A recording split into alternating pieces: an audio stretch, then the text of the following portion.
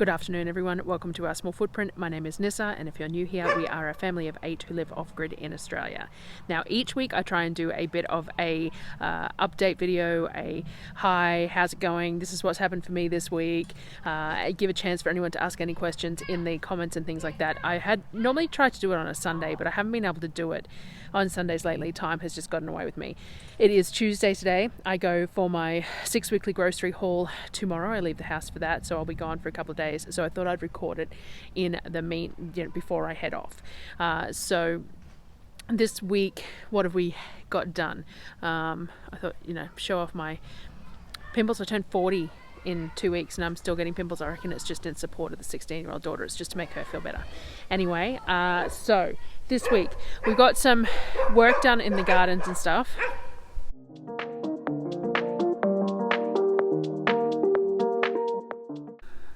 So there's been lots of discussions about what I'm going to do in regards to the garden because our soil is really bad. Even the stuff that I've topped up, whatever I used to top up, just hasn't held well, and we don't have much in the way of any sort of bug life in the soil, not good bug life anyway, or anything like that. So we need to improve the soil this year as well, and that was probably half the battle for last year. Things just didn't go very well. So in the process at the moment, I showed you last week that we got all the wood chips down, so I'm in that section of the garden at the moment, and I'll just quickly turn you around.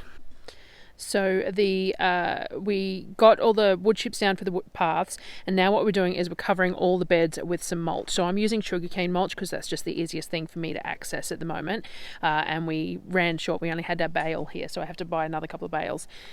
So we're going to cover all of the beds in the sugarcane mulch, and then I'm going to cover them in the weed matting fabric. Plastic tarping type sort of thing would be better, but I don't have anything like that on hand, and we have this weed matting already, so it makes sense to use it. So we're going to cover all the beds with that weed matting. So I'm going to really heavily wet them down. I'm going to get that's our stock tank just there that we use for water for the garden and for animal feed and stuff. So I'm going to get that topped right up, and then I'm going to use pretty much a whole one on all of the beds. And then once they're really nice and soaking wet with the wet mulch on top, I'm going to put that weed matting fabric on it, and I'm going to leave it for a week or two because we need to bring some soil in. So I'm going to get some bulk compost type soil, but I can't do that until about a fortnight away because just money and time with grocery trips. So next fortnight-ish, Darryl's going to go into Toowoomba and grab me a 1-ton bag of soil, and then what we're going to do is we're going to use that soil mixed with some amendments, and I'm going to use that to plant the seedlings that I have into the beds. Now the plan with all the beds in the background that we didn't end up doing the paths or anything yet for is that we're going to seed them. So going to buy some winter cover cropping and going to seed them. I'm not sure whether I'm going to bother with the paths before I seed them or not. I've been talking to Bobby, who is on the Sustainable Discord and who has a YouTube channel here. I've linked him before about it, and he said I could just seed the paths and everything as well and then cut it down. I'll see how I go with that as to what I decide, because the only thing is that the wood chip pile has been sitting there for a long time and it's starting to break down, and I really would prefer it to break down in my gardens than sitting out there in the paddock. So we'll see how we go with that. I also have a couple of raised beds in the background here, those green ones that are only half full at the moment, so they could do with a top up and plant. I find that they're really good to plant my carrots in because they have that nice depth of soil, unlike my in-ground beds that are still working on creating that depth. So I find that those ones are good for carrots, though I'm running late. So as you can see, it's a bit chilly. I got my beanie on. I really need to knit myself a new one because this one is years old now and it's very, very baggy. But it hit 0 the other night. So it went down to 0 Celsius, very cold for us for this time of the year. Last year we didn't get our first frost until June. The year before we did get it in May, but it was mid-May, and so we got our first 0 at like the 30th of April. So that's a little bit early for us, but that's fine.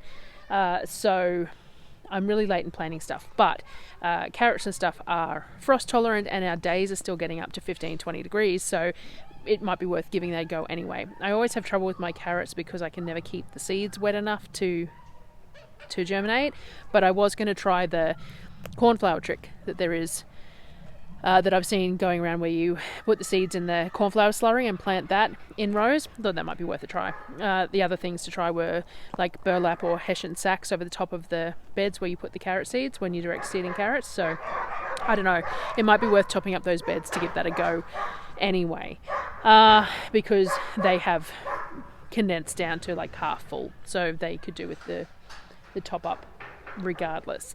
To do with the seedlings, they're doing well. I've potted up some of the seedlings. I also got the kratky bed going, so I'll show you that one. So the seedlings potted up mostly well. We've had a few that had a few sad leaves, and I think there was maybe 3 seedlings out of all the ones that I bought that died in transit. Most of them are okay. I could do with coming in and snipping some of these dull leaves off, and I'm going to water these this afternoon, but most of them are looking pretty good, which is good. So we've got a bit of yellowing of leaves here, so I'm going to feed them with a bit of sea salt, fresh water and that sort of thing this afternoon. The lettuce again is doing all right here. Lettuce isn't always frost tolerant, but I'm hoping that because we're having those the really short bursts of cold, it should be fine. And then we've got some kale here too. So I also set up the kratky bed. So this is what a kratky bed is. Basically, underneath this is foam, and then it has net cups filled with cocoa coir, or you can use clay balls or vermiculite or whatever it is that you want to use. I used cocoa coir because it was easy for me to get. And then you have this floating on a container of nutrient solution. So you can see those little circles there, which is where the net cups are touching. So the net cups only just touch the water, and what happens is that the distance between where it's touching the water and above becomes their oxygenation layer. So then that bottom bit, that's where the roots will grow towards, and because cocoa coir sucks up the liquid, it stays damp so long as there's part of it touching. I did a really messy job of this, mind you, but you know, and then it will stay moist and they will grow with that nutrient solution. And then as the liquid drops, the roots will grow down further. Now this is a 30-litre tub, I think it was, 30, 35. What do we got here? 30, I can't even see on there. I think it was 30 litres. So the average lettuce takes about 4 litres to maturation, and I'd imagine that kale and that will take more because you can, and silver beet, because it keeps on growing. And I'm going to do the lettuce cut and come again hopefully as well, so it might take a little bit more than the 4 litres, but you can top up that reservoir as well. You just have to be careful with your levels when you're topping it up. So this is green leafies, so they're it's half strength hydroponic solution. You use a full strength for fruiting things like tomatoes and cucumbers and all that, and this is half strength because it's leafy greens. But they have perked up really nicely once they went in and are looking good. So we're keeping an eye on these, but they're looking good, especially with this cold snap having come in. So hopefully they all survive for me. The kratky bed, I'm hoping to move into the hothouse when we get the sides up on it. We need to get some more of the plastic sheeting from Bunnings. We're short on it slightly, but we also need to get the pavers or the bricks for the floor, and I haven't found them yet to pick up, or it hasn't been convenient yet to pick any of those up from anywhere free or cheap yet. So we're still working on that. But otherwise, I'm hoping to get these cabbages and stuff in the beds. Some of these are sprouting broccoli, and to be honest, I'm having a little bit of difficulty telling them apart, and I didn't put them in here in order of their labels.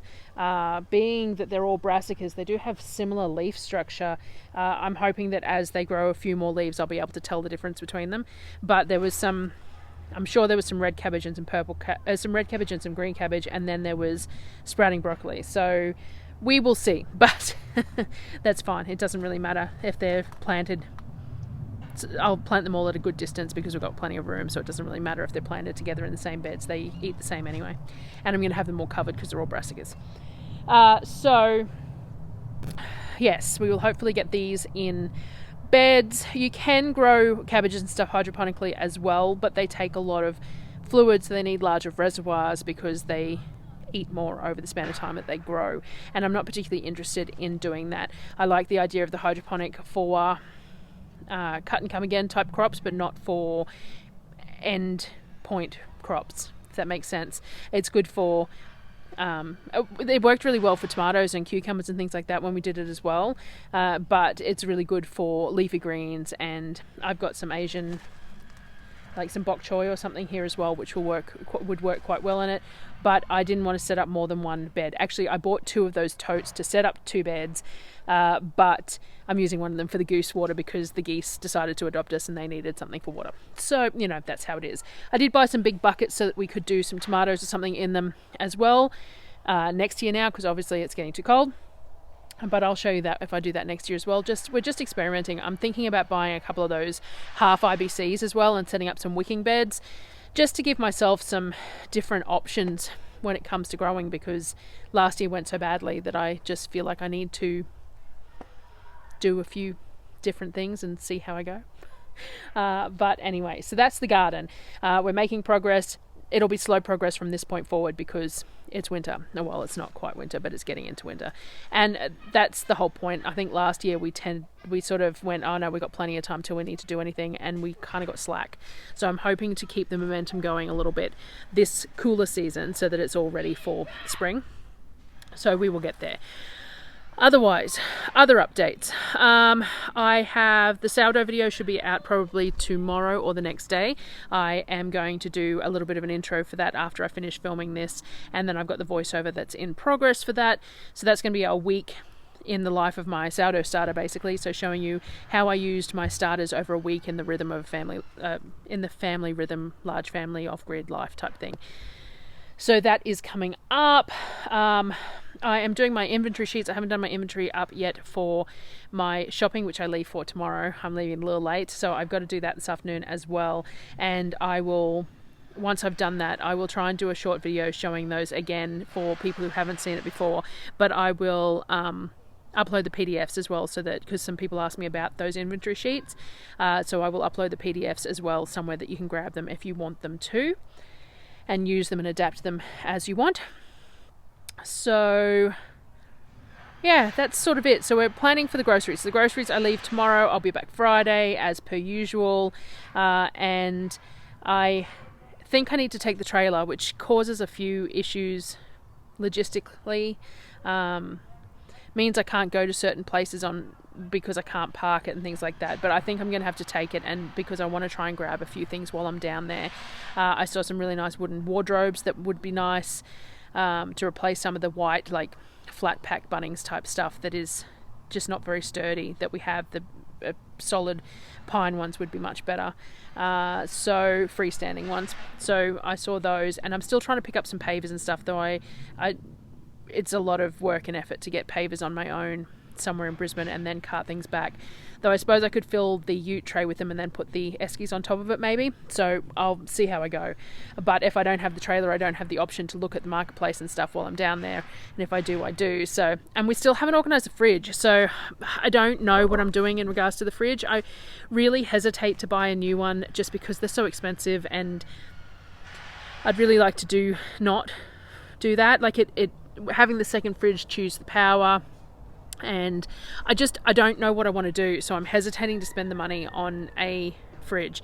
It's also, as it's my 40th in a couple of weeks, so this will be the last time I'm down before my 40th, so I might go out to dinner with Mum at some point while I'm down there as well, and a preemptive sort of a celebration. And I wanted to buy, I think I mentioned the other day, I need to buy the kids some winter pajamas. So I buy them suits and fluffy pajamas and stuff every year, and I try and get them large enough that they fit for a couple of years. But the older kids, obviously, they grow out of them, and the younger kids get a few more pairs each year, but sometimes the older kids then have nothing else. So there's some fleecy pants, and apparently no one's got slippers that fit this year, so their feet have all grown from one year to the next, and they don't have slippers that fit. So I might have a look for some fake Ugg boot type things in Kmart for the kids for that as well. So if I grab all that, I'll show you that as well. I think Sonnet requested new underwear too, so you can never have enough underwear in this household, I swear. With 6 children, they seem to like eat it or something. I've also been planning the food for the trip as well. deciding on a few extra bits and pieces that we might want and trying to figure out quantities and budget and all that. So I will share more of that in a planning video, though. I'll try and get those spreadsheets done so that I can share them. I have got the spreadsheets up now for like the past 3 months of all the pricing of stuff at Coles, Aldi and Costco, mainly the stuff that I have got record for, so I will share that as well. I always find it interesting to see the difference in the pricing that's gone from 1 month to the next too.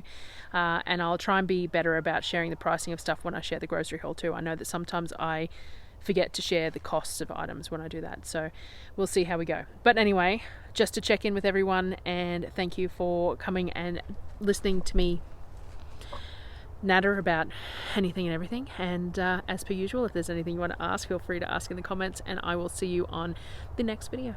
Thanks, guys.